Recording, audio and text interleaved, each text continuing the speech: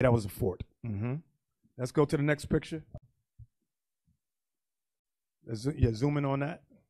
Read that. The 7-branch candlestick from the temple at Jerusalem, borne in triumphal procession at Rome. Relief from the Ark of Titus in the Forum. You see, they know it's 7-branch menorah. They know it ain't no 8-branch or 9-branch menorah. It's 7-branch. Look at the picture now. This is the Arch of Titus from 70 AD. Want the whole picture? Right, that's the 7-branch menorah right there. Okay, of them glorifying that they destroyed the black Jews of the nation of Israel. Give me the next image. This was the Colosseum that they set up, and they would put those of us that was captured. Hey, Yuri, get me Luke 21:24. Read that for me. Keep that on the screen. Watch this. Luke chapter 21, verse 24. And they shall fall by the edge of the sword. We fell by the edge of the sword in 70 AD. And shall be led away captive into all nations. Those of us that got caught, of our people that got caught, were led away captive into all nations.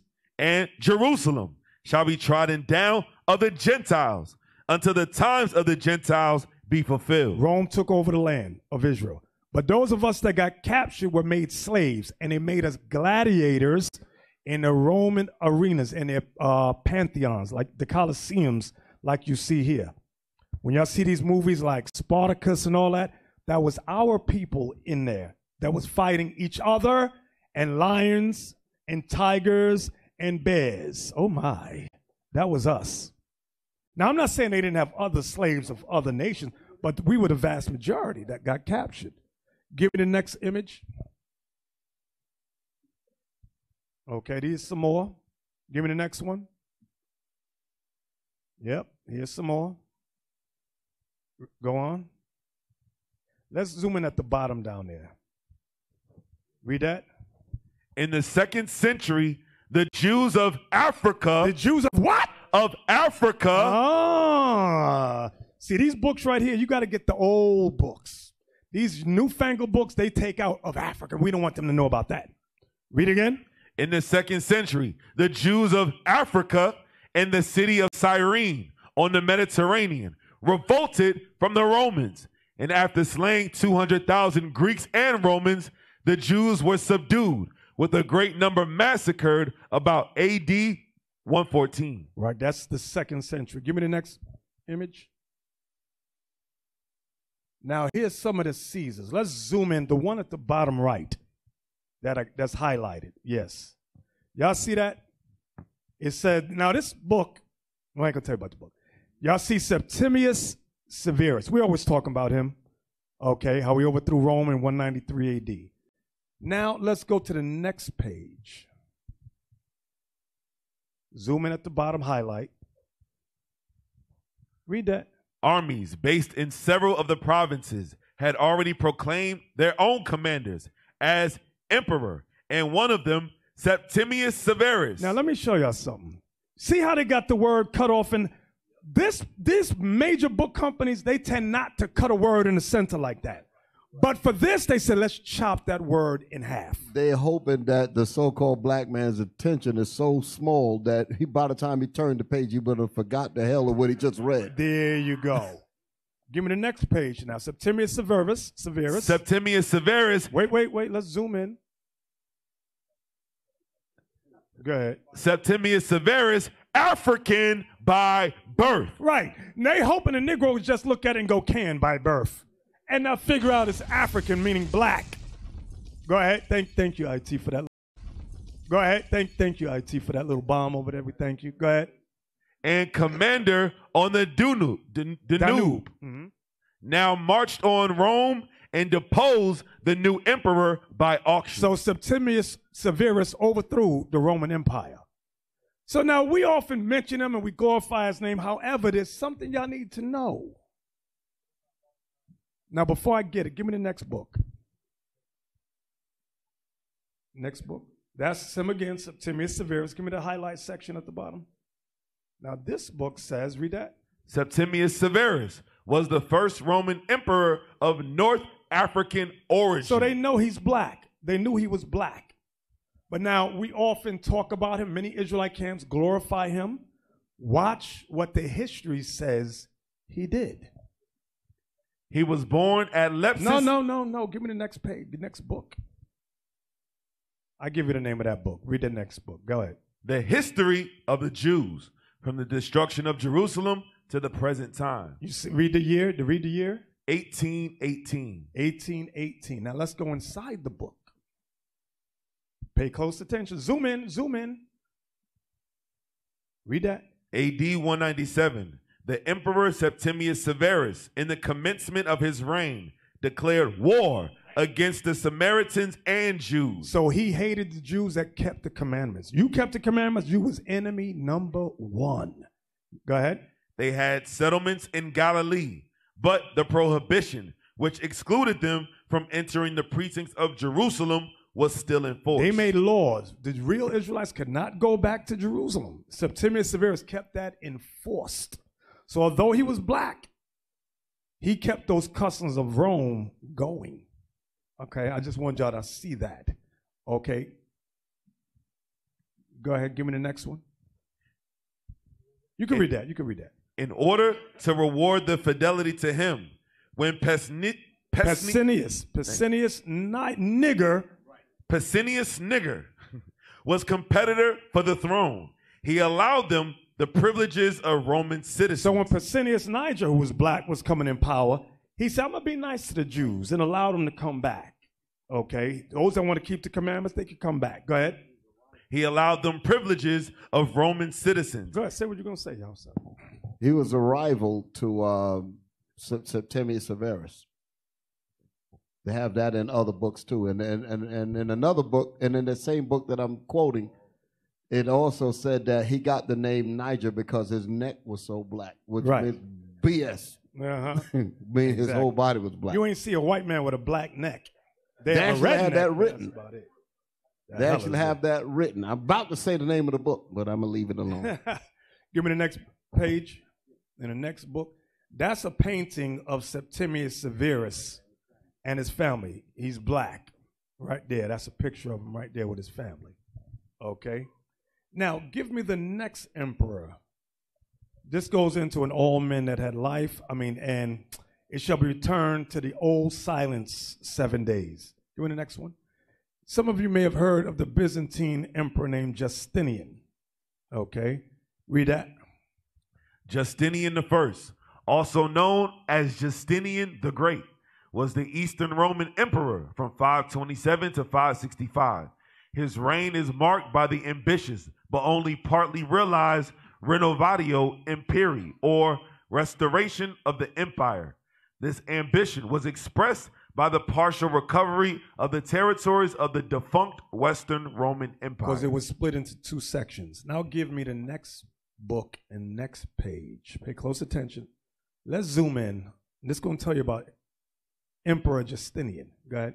The Emperor Justinian, who assumed the prerogative of deciding on all religious controversies, issued an edict which prohibited their celebrating the Passover according to their own calculations. Justinian made laws forbidding the black Jews from keeping the Passover according to our own calculation. Go ahead.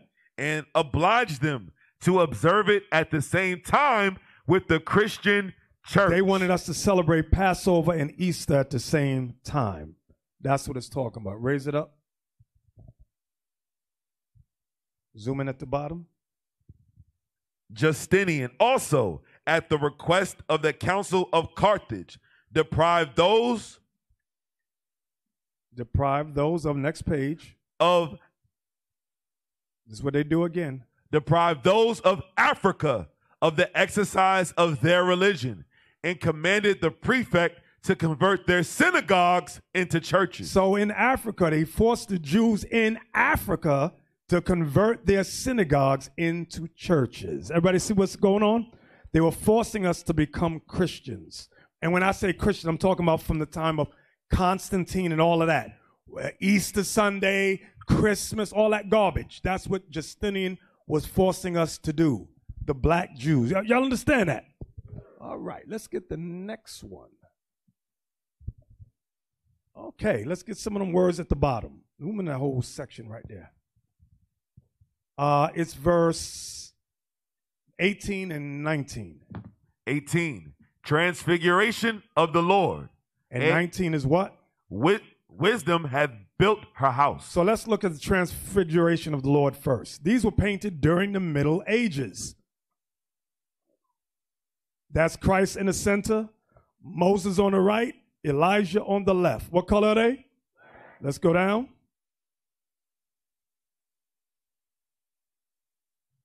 You got Peter, James, and John, black.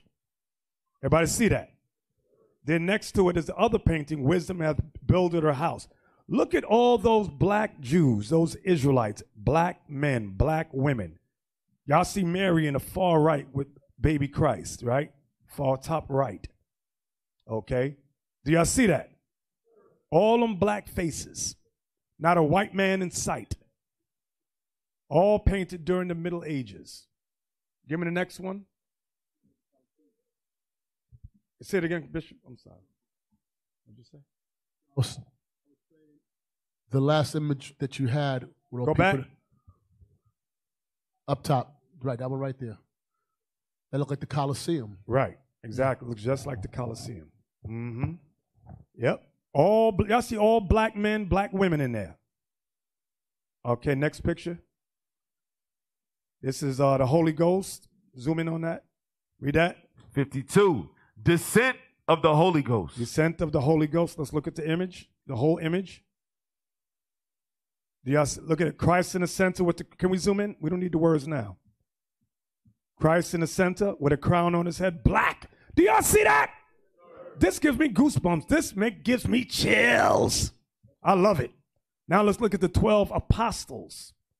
All black men. Let's go around. Look at that. Not a white man in sight. All praises to the Lord. And they're going to tell us, yeah, you can get a Lord a hand for that. You ain't got to be ashamed. Dude, what you scared for? Give me the next one.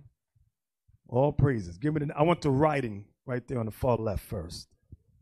Read that. 20. The holy apostles, Peter and Paul, with scenes from their lives. So let's look at Peter and Paul. Peter and Paul in the center. Right there, black men. And notice scenes from their lives. All around the edges, they got sections of their life. Always black. Look at that. They ain't going to teach this in Sunday school. They ain't going to show you this in church. Y'all see the halos, right? And look at the figure of their heads inside the halos. You see them black. You can clearly see that. Look at Black Angel. Right. Look at that. The question that you have to ask is, who painted these? Who was over there to paint these images? Mm-hmm. Black people. When we was ruling. Yep. Get the one at the bottom. I think it was crucifixion. And they crucified Peter, I believe it was, upside down. Look at that. Yep. Upside down they crucified him. With evil black men nailing him to the cross. Say it on the mic so they can hear you. Look at the loincloth that's wrapped around his midsection as opposed to the legs and his body. And then you think about that abomination that they give you, that they call you, that they say, they really look like Charles Manson. Right. But they make you say it's Jesus. They got it hanging up in your churches, but more important, they got it hanging in your minds. Mm-hmm. Exactly. Give me the next image. So how'd they get from black to white? This is how right here. Called iconoclast or iconoclasm. Yeah, so you see a black Jesus in the background? Yep. And look what the Orthodox Edomite is doing, painting a white image. Painting, look, go ahead. I mean, if you can't see that, Stevie Wonder could see this. Exactly. You're right about that. Ray Charles could see this. Mm-hmm. I mean, you see the black image on the wall behind it, and the man is literally painting a white picture. Exactly. Pull out. That's what he's doing. And look at the very back. You got one of the leaders of Russia, and right behind, right. I think that was there. Saint Basil. Right. I think that's who that image black. is. Look at the black, right there. But they want all this history to be hidden, secret. Never let them know that they're great. This is why if you ever notice like movies like Black Panther, it'll always start off and say, this is fictional. They don't do that with Superman. They don't do that with Batman or Wonder Woman. But with black characters, they say this is fictional. Like I was watching, what's that one on Netflix with Idris Elba? The Harder They Fall. It starts off, although these characters may be real, this story is fictional and not to be taken seriously. That's so that in our minds, we never say, you know what, let's rise up and be great. We are great people. No, never let that go in our heads. Never let that go into the heads of your young sons and your young daughters. So this is a whole conspiracy against us. For them to go through, I mean, and that's an obvious point there, because they do not do that for so-called Superman. They don't do that for Batman. They don't do that for none of these characters that these little white kids look up to and mimic themselves after and all. They don't do that for them. But when they bring on the movie that you're bringing up now, then they put that in there. Right. For them to go that far to make sure that you don't get any kind of glimmer of confidence and all of that, that's telling you how special you really are. Mm-hmm. For them to go through that link. Yep.